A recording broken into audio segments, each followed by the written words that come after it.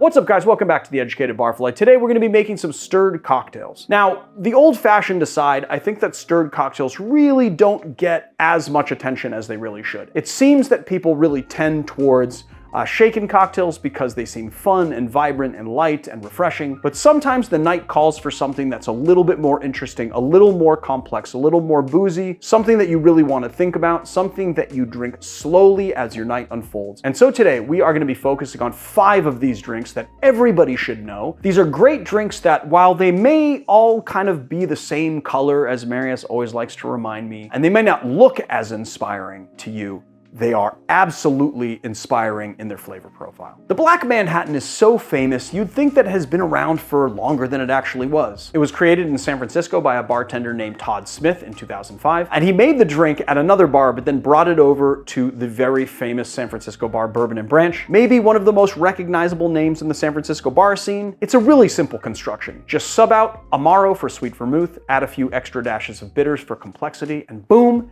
you have an amazing cocktail. So in a mixing glass, we are gonna add 1 dash of Angostura bitters, 1 dash of orange bitters, 1 ounce of Averna Amaro, 2 ounces of Rye Whiskey. I'm gonna take a big cube of ice here and we're gonna crack it, throw it in. We just add some smaller cubes as well. Give it a stir. Take a cherry and we're just gonna drain the syrup off of it as much as possible. Stick that into the bottom of our glass and then strain our cocktail. And there we have the Black Manhattan. So what's great about this drink is that you get all of the rye right up front and then it evolves on your palate as you swallow to the, I like to say it like devolves into the Amaro. You get those bitter flavors right on the back of your palate. You get a little bit of spice from the Angostura bitters. You even can sense a bit of that orange bitters, bringing in a little sharpness. It's just a really wonderfully balanced cocktail. And then also what I love about this drink is that it takes something that's familiar, twists it on its head, and gives you a very unique experience. So there it is, the Black Manhattan.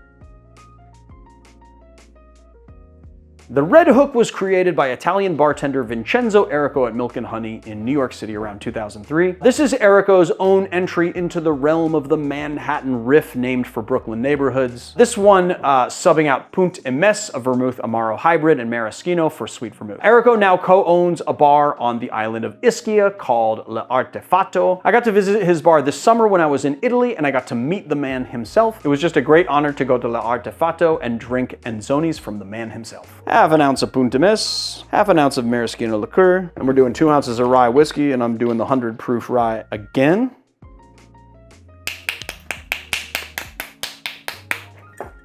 Add some more ice on top of the big ice. And with stirred cocktails, if you have noticed, for instance, that you forgot to bring your glassware out, or you wanted to take your glassware out at the last minute because it's chilled, you can actually set this aside and let it sit on the ice, let it dilute. It will go slowly while you go and do other things.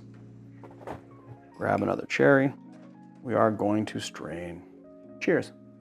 The Punt e Mess and the Maraschino together are just phenomenally good and super complex and really nuanced in flavor. It's got the bitterness right on the back end, but because Punt e Mess has vermouth in it, you get botanicals and you get that sharpness that you get with some vermouth, and then you get the Maraschino. It's dry, it has that like dry cherry flavor, almost medicinal, and then you have the Rye Whiskey providing all of the body for the cocktail. You get those barrel notes as well. Everything combines perfectly. It has layers of flavor and it is just like so good.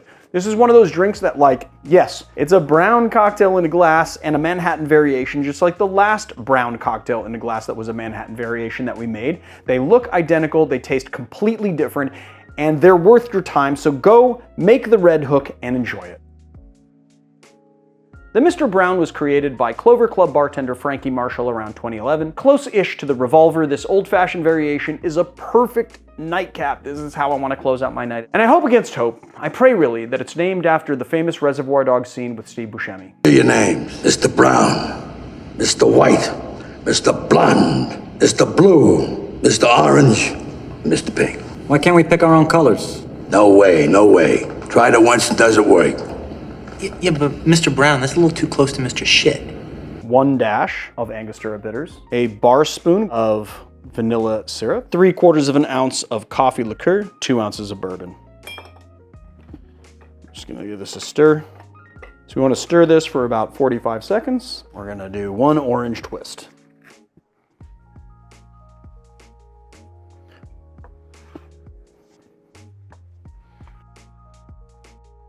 Let's taste it.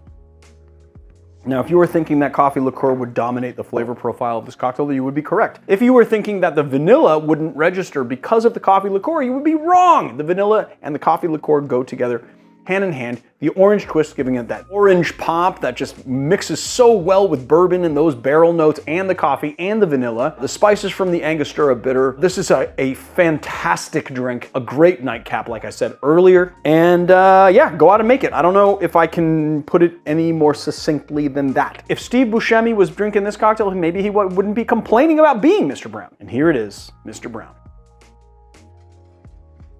The Elder Fashioned was created by Death & Company bartender Phil Ward in 2007. And this was the year that St. Germain was launched and bartenders were going super crazy for it, so it's not very surprising that it ended up in an Old Fashioned. You don't see a gin Old Fashioned very often, and as someone who created a gin Old Fashioned, I'm really keen to taste this one. 2 dashes of orange bitters, half an ounce of St. Germain, 2 ounces of Plymouth gin. And then we're just gonna add in our rock of ice like so, give it a stir.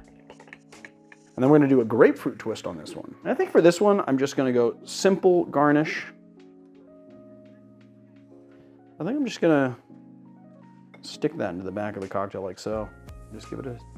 I mean, it's no surprise that the florally sweetness of the Saint Germain, of the elderflower, really plays well with the botanicals inside the gin, and you get some of those earthy flavors, but then you also get those citrus pop flavors and that juniper with a little bit of that orange bitters kind of bringing it up, and then the grapefruit essence right on top. I want to call it a spring cocktail. It's nice and floral, it's crisp, it's sharp, but it's also a little bit bitter, and it's more complex than you think it would be. There it is, guys, the Elder Fashioned.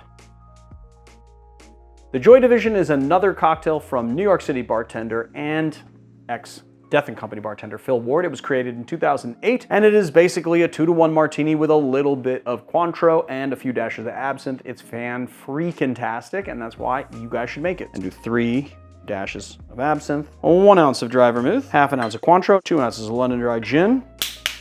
Crack the first cube. Well, I'm gonna crack 2 cubes because I usually crack a bigger cube than that. Here we go. Give it a stir. And we're going to accessorize our Cointreau with a little orange twist. We're gonna do a parallelogram on this guy, I think. There we go. Let's do it. Oh man, oh yeah, wait.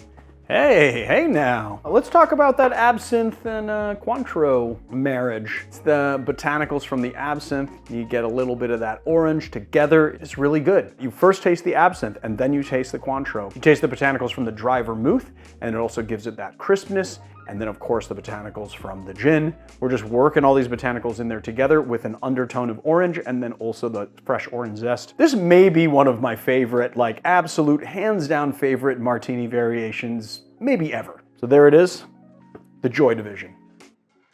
I honestly don't know who watches the videos this long. I kind of feel like a lot of people don't. If you're still around, thank you very much. You've done us a big solid sticking around the video and watching this long. I hope that this video didn't get low views because I think that stirred cocktails are just as crisp and wonderful and fantastic and refreshing as shaken cocktails. And I hope that part of my job here on YouTube is that I get you to agree with me.